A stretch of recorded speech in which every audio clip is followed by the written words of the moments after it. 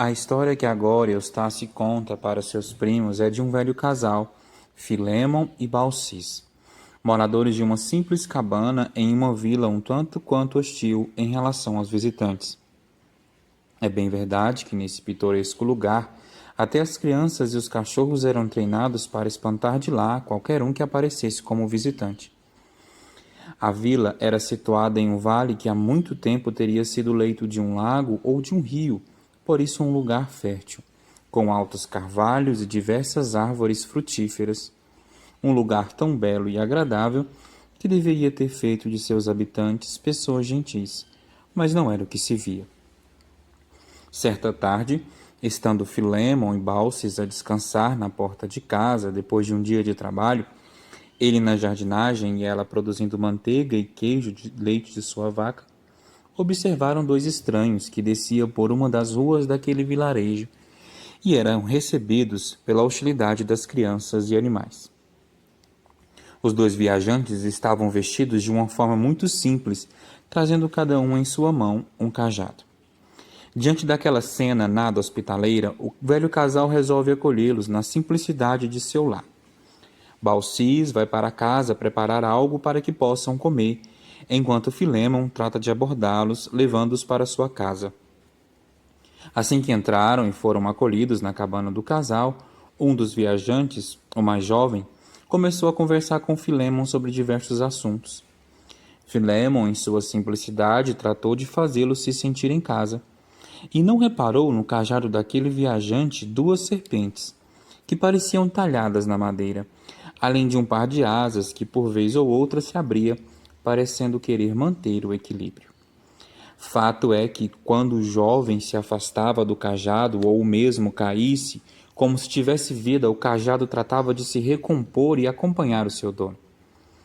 No meio da conversa, Filémon pergunta ao viajante mais jovem o seu nome, e este se apresenta como Azougue. Ao indagar o nome do outro viajante, a resposta foi: terás que perguntar ao trovão para que o diga.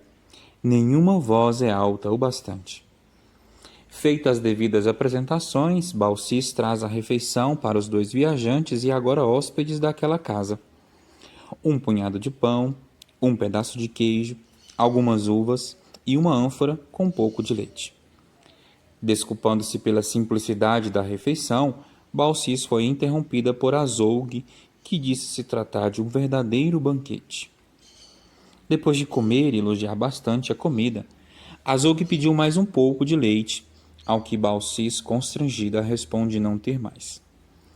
Azougue, então, tomando ele mesmo a ânfora, tornou a despejar leite em sua caneca, para a surpresa de Baucis e Filémon. Depois de beber outra caneca de leite, Azougue torna a pedir mais leite, e Baucis, certa de que não havia mais nada naquela ânfora, a vira na tigela. E de lá sai tamanha quantidade de leite que se espalha pelo chão e faz com que as serpentes que envolvem o cajado desçam para tomar do leite derramado, sem que o casal perceba. Depois da refeição, todos se recolhem para seus aposentos, e o velho casal conversava sobre o que acontecera naquela noite. No outro dia, os dois viajantes se colocaram de pé logo cedo, no desejo de pegarem a estrada. Mas antes, como forma de agradecimento, Azougue propôs ao casal que lhe falasse de um desejo para que pudessem atender.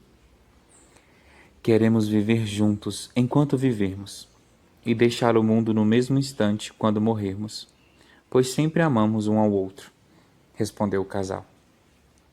Ao consentir o desejo, Azougue pediu que eles olhassem para sua casa, que agora estava à beira do lago, que antes ali existira, sozinha, sem vizinhos hostis. Uma grande construção em mármore branco com um amplo portal. Assim, depois de muito tempo vivendo naquele palácio, os dois velhos sumiram, e para a surpresa de diversos visitantes que passaram a frequentar aquela casa, dois carvalhos com raízes profundas e copas largas foram ali plantados, ao lado dos quais foi deixada a ânfora, milagrosa, que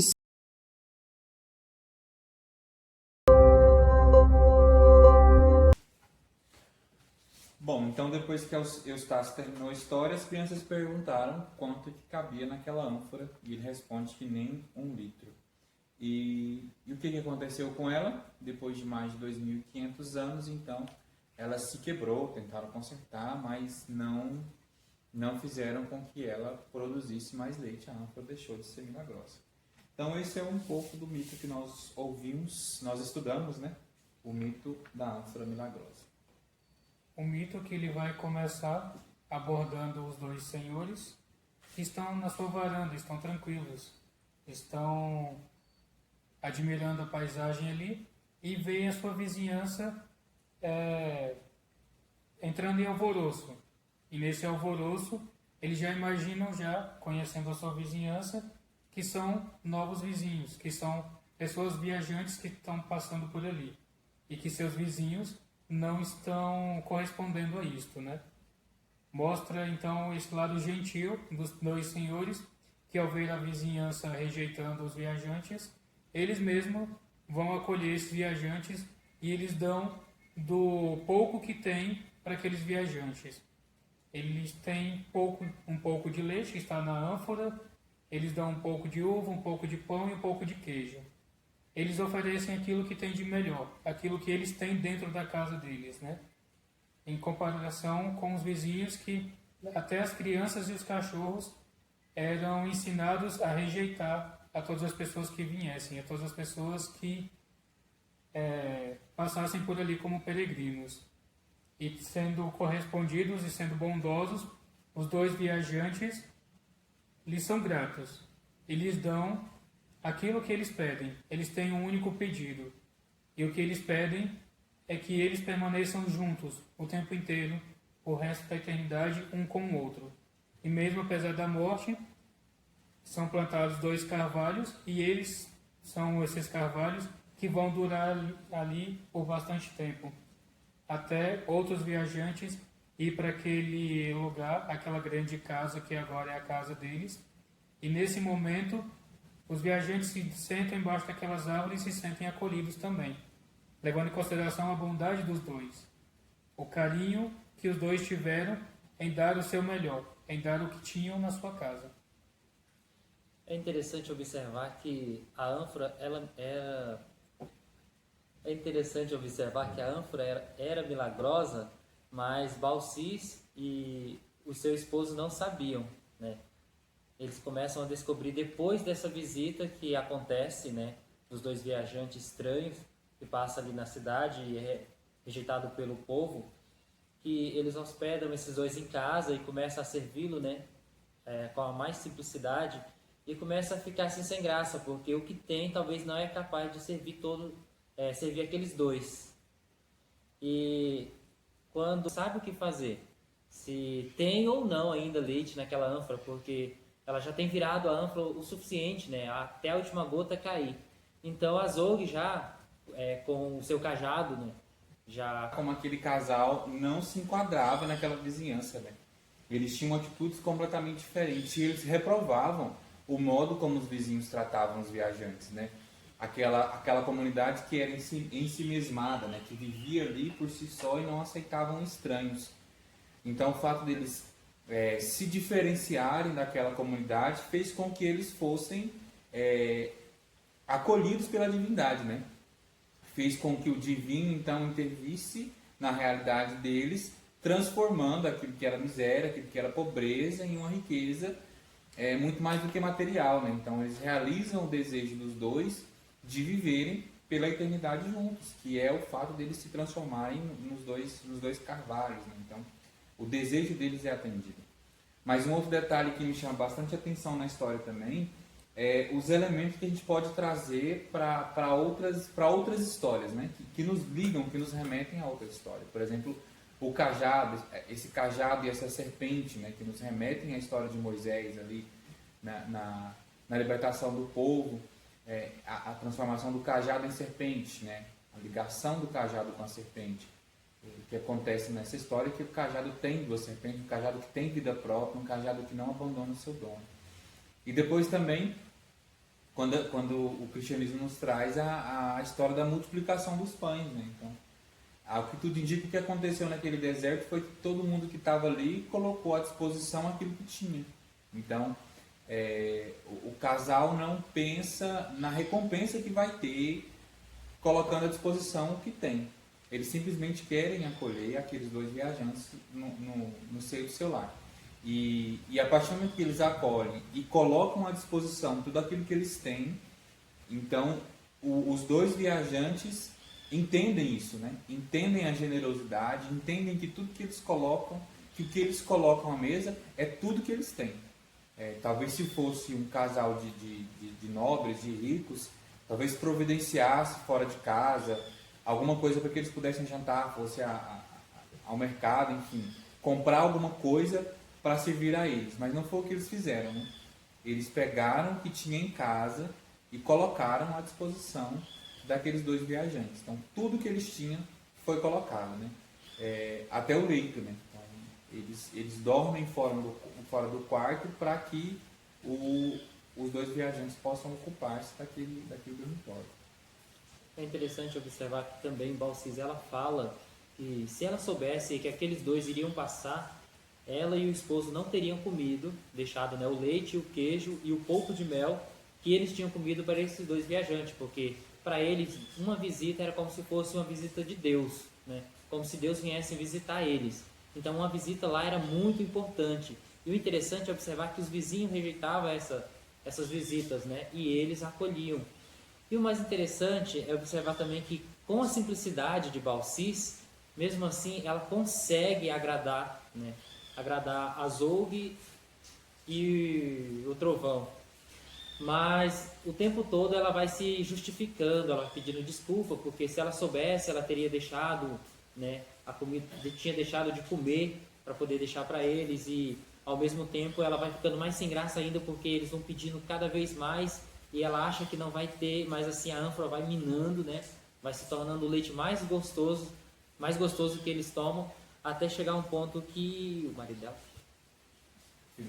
Até um ponto que Filemon, ele começa a observar a ânfora, porque ele mesmo pega a ânfora e vira, né, porque Balsis tem avisado que não tem mais. E ele começa a ficar curioso, porque se Balsis falou, realmente não tem. Ela não iria mentir. Então assim, ele pega a ânfora e vira. Quando ele vira a ânfora, ele olha, né? Ele começa a ver que ela está minando. O fundo da ânfora está minando. Então isso é interessante. Então ele começa a observar que tem algo diferente acontecendo, mas ele não percebe que o cajado tem uma cobra, que é da onde está fluindo toda a intervenção ali, né, no que está acontecendo no momento. Pode perceber também que aquele lugar era um lugar que antes tinha bastante fertilidade, e era um lugar que tinha um caudaloso rio que escorria, e com o comportamento ruim da vizinhança, esse caudaloso rio já não existe mais. E a partir do momento em que os dois senhores abrem espaço pelos viajantes e cuidam bem dos viajantes, esse caudaloso rio volta a existir e a fertilidade volta ainda melhor. Agora já na casa deles não é mais um casebre, mas é uma grande construção de mármore. Mármore é uma coisa, dependendo da região, uma coisa bem cara, é uma construção muito forte e uma construção bem edificada. E agora ela está centralizada próximo a um grande lago, que antes não tinha. E agora eles estão sós. Aquela vizinhança já que os incomodava, aquela vizinhança que não contribuía, não recebia os viajantes, ela já não existe. É só os dois agora que têm a bondade em si. Uma parte interessante também observar no texto é que os dois pedem para ficar juntos, né? No final que eles fiquem juntos. Então esse pedido é concedido, né, em forma de um carvalho e em forma de 2 carvalhos. Então, mesmo assim, depois de carvalhos, né, depois de árvores, eles continuam com a mesma generosidade, continuam acolhendo o povo. Toda vez que chega uma pessoa na sombra daquela árvore, as folhas começam a balançar, tipo se pronunciasse bem-vindo, seja bem-vindo, né? Então isso era uma forma de acolher. E de fato era o carvalho falando, seja bem-vindo, né? Acolhendo quem passava, quem precisava ali da sombra para descansar. Da mesma forma que eles acolhiam na casa deles, ali também no Carvalho eles acolhiam as pessoas que passavam pela região. É interessante perceber que a generosidade dos dois, a bondade dos dois, não escolhem pessoas, né? Então, no mito diz que as divindades elas vinham ali de uma maneira muito simples, com vestes simples, né? Então, não dava para imaginar o poder que emanava daqueles dois, os vendo descer a rua. Então, eles acolhem porque eles são bondosos, eles são generosos. Então, não tem nada ligado àquilo que eles podem oferecer em troca. Então, eles oferecem o que têm pela simplicidade de oferecer, sem esperar recompensa. E interessante perceber que aquilo que antes era estéril torna-se fértil graças àquilo que eles oferecem. E ao contrário do que se parece, né, quando diz que quando eles olham para casa e que não tem mais vizinhos, dá a sensação de que eles vão viver sozinhos, né? Os dois ali naquele lugar. Mas a história vai dizer exatamente o contrário, porque sempre tinham visitantes, sempre tinham viajantes que passavam por ali, seja por ter ouvido a história da ânfora, seja por ver a beleza do lugar, mas sempre tinha alguém passando por ali, conhecendo a história dos dois. Então eles não viveram sozinhos, muito pelo contrário, né? Pelo contrário, a generosidade fez com que eles vivessem rodeados de pessoas que conheciam a fama deles. E assim eles terminam então seus dias juntos, num lugar muito bonito, num lugar fértil. E isso é uma forma de recompensa pela generosidade e pela bondade deles. Então, se há algo que esse mito explica, então seria essa retribuição pelo fato de sermos bons, de sermos generosos, de acolhermos o outro. Algo muito parecido assim com a didática cristã, né? De fazer o bem sem olhar a quem, ou de dar com a mão direita sem que a tua esquerda saiba o que você está fazendo, ou de dar aquilo que se tem como oferta, e por aí vai. Então,